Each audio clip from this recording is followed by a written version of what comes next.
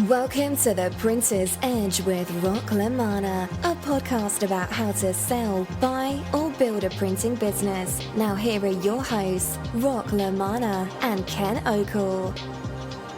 Welcome to the Printer's Edge podcast presented by the LaManna Alliance. Remember, you'll never miss an episode if you subscribe on Apple Podcasts. Here I am with Mr. LaManna, and let's dive right in. This time, we are talking about what's going on with buyers and sellers. So give me the scoop. Well, thank you, Ken. Appreciate our next step here. A lot of activity in the marketplace today. Just returned from the Midwest, talking to millennials, talking to family businesses, talking to baby boomers.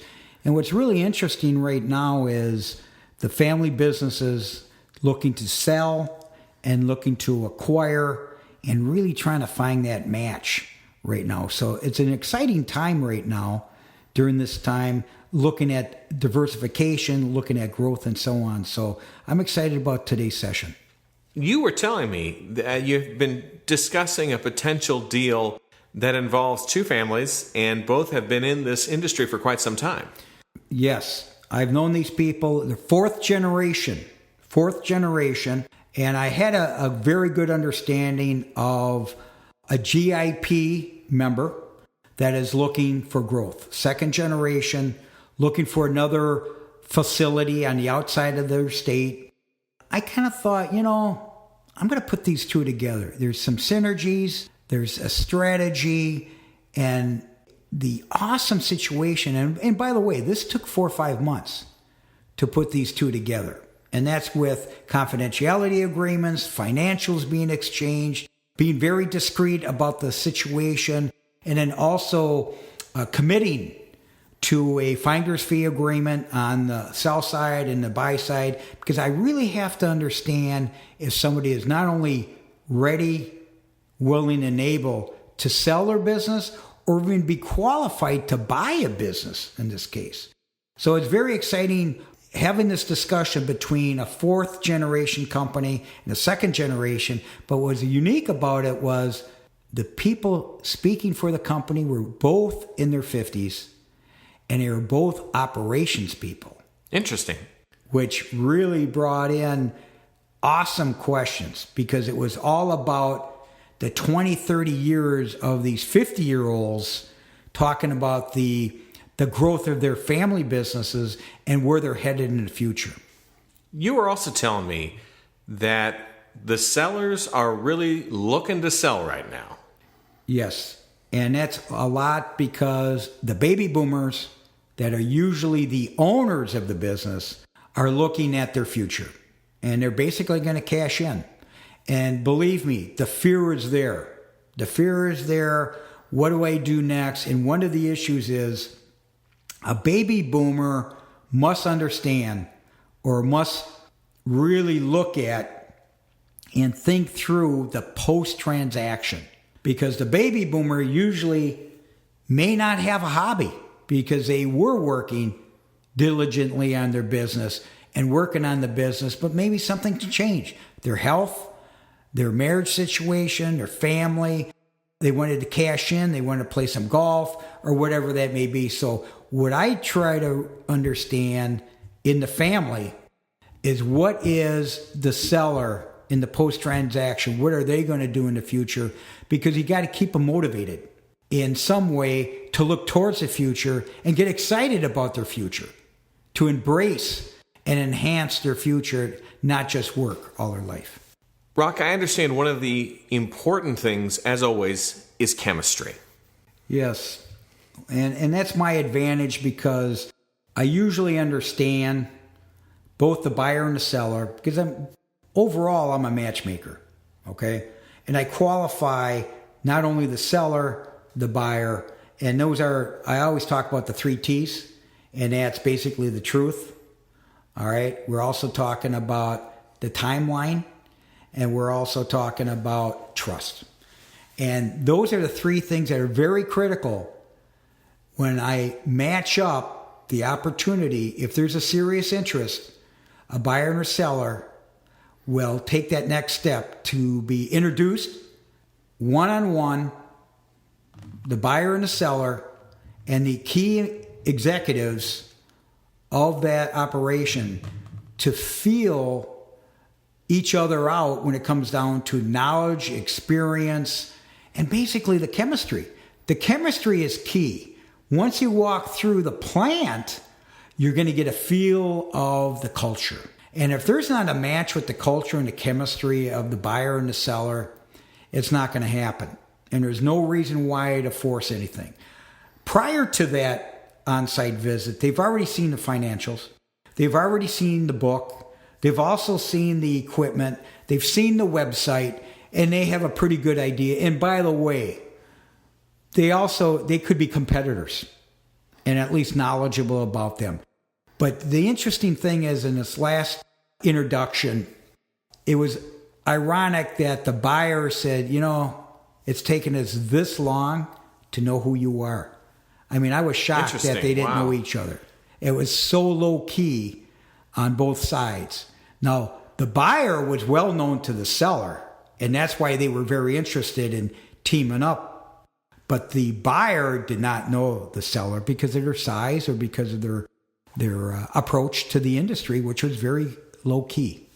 And it's interesting as well. Would you say that often when someone walks into a facility, pretty fast, they get a feel for it just by looking around? If it's clean, if people seem happy, it's like there's a lot of nonverbal cues or other things that are going off that you don't see in a spreadsheet. Very similar in dating. The introduction.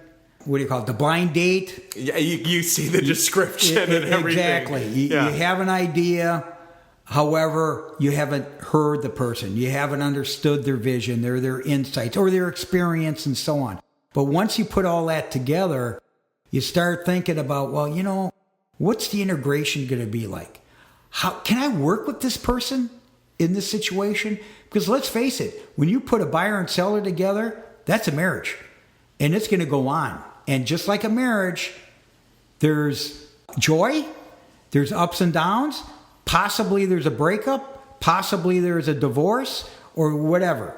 Otherwise, you can be united and look at the opportunity over the next 15, 20, 50 years.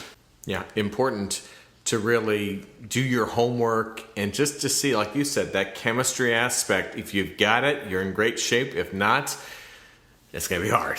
You bet. We also want to tell you about a very exciting day for the LaManna Alliance that happened recently.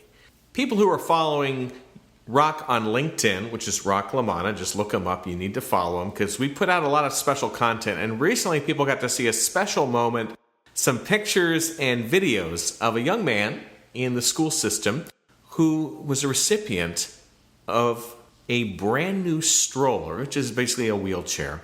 He is a recipient of the help that we give through our Special Needs Equipment Fund. And this has been something that, Rock, you've been involved with for several years. And maybe tell us a little bit about the moment where we got to see the payoff for all the hard work you've been doing. It's a very special situation, and it takes time. Not only the funding, the key is the evaluators or the assessors of the physical candidates that have to be specific, because there's regulations, there's guidelines that have to be adhered to, there's device manufacturers that have to get involved, there's technicians that have to be involved. People have to be measured. These special needs kids have to be measured. And then not only kids, they're adults. We're working with people in the 18 plus range.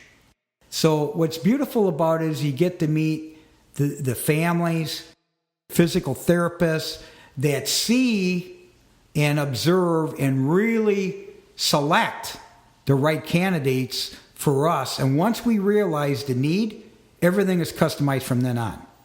To have someone involved in the process like we are, to hear about it and then eventually meet these families, it's just awesome. And it's very emotional. It's very emotional. But it motivates us to do even more. So we're starting to get more and more involved with the initiative. We're getting more involved in the evaluators and the county, in this case. We just joined the Knights of Columbus because they have an international incentive with these types of special needs and the Special Olympics and so on. So it's very exciting. But in my case, I just get so emotional about it because I could see the love and the care of not only the families, of the other kids that are in these facilities that also need help. So there's an unlimited need for these services, and we can't catch them all, but it's a beautiful initiative. It's been interesting for me to learn more about this partnership you have with United Way, because in this case, we had a young man who I believe is 18 years old, and for about 2 years, he's grown. He needed to get a new stroller that would fit his body, that could be customized, and I learned as well, it was very interesting how making sure that he is sitting up correctly has long-term health implications. It's not just a matter of comfort, it's a matter of functionality. Plus, for the family, having that ability to have a specialized chair for him that can be easily moved. So you're going to the grocery store, you can put it in the car easily. It increases the convenience for the family and also the mobility for the individual. It really is almost like the one gesture of helping to make this possible will have a lot of ripples in this young man's life. And what's beautiful for me is to see the smiles on these assessors, evaluators, the people that are participating in this, and just the families of having this knowledge of the benefits of having this special, in this case, a special stroller. But the key is the mother and the father that are taking care of these kids. What a sacrifice, and then having them, bringing them some joy.